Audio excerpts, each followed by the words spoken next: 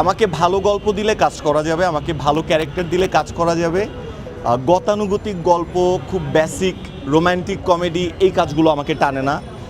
কাঁধে ভার্সিটির ব্যাগ ঝুলিয়ে আর ভার্সিটি যেতে চাই না, অনেক গিয়েছি।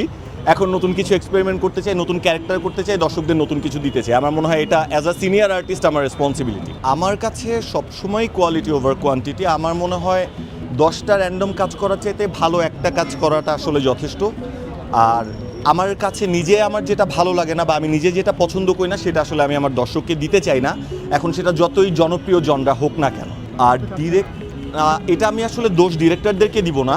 এটার কারণ হচ্ছে আমাদের মেজরিটি দর্শক এখনও নতুন কোনো জনরা বা নতুন কোনো গল্প এক্সপ্লোর করার জন্য রেডি না, মেজরিটি। আবার ভিকি জাহেদ বা আপনি যদি খুব অফ জনরার কিছু কাজের কথা বলেন, সেগুলোও কিন্তু দর্শক দেখছে। ব্যাটে বলে হচ্ছে না আমার সাথে। হ্যাঁ, আমি বুঝতে পেরেছি প্রপারলি, মানে ওয়েব সিরিজ বা ওয়েব ফিল্ম যেন সিনেমা হলে চলে না যায়। আমার ক্ষেত্রে বিষয়টা হচ্ছে আমার গল্পটা, কাজটা গুরুত্বপূর্ণ বিষয়। বড় পর্দা বা ছোট পর্দা আসলে আমার কাছে খুব একটা ম্যাটার করে না এই মুহূর্তে। আমার কাছে মনে হয় দর্শকের কাছে পৌঁছানোটা গুরুত্বপূর্ণ।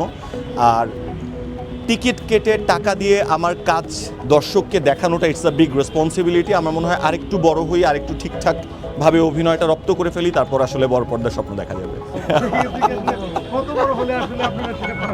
আর্টিস্টের বয়স হয় না। এই যে দেখুন, কিছুদিন আগে জাহিদ হাসান ভাই অনেক দিন কিন্তু ছিল না, হঠাৎ করে দুর্দান্ত একটা কাজ করে এখন সব কিছুর চূড়ায়।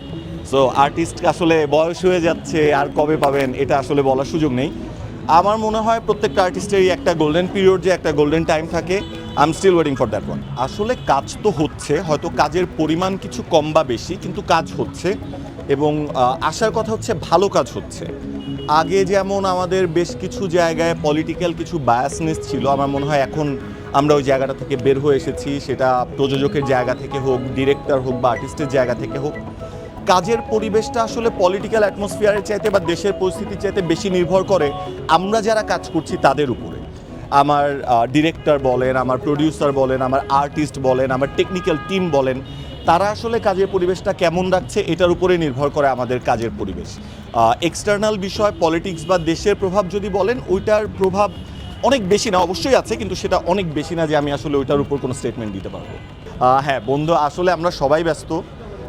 সময়ের সাথে সাথে ওই যে বড় হয়ে যাচ্ছি, ভাইয়া যেটা বললেন, দায়িত্ব বেড়ে যাচ্ছে।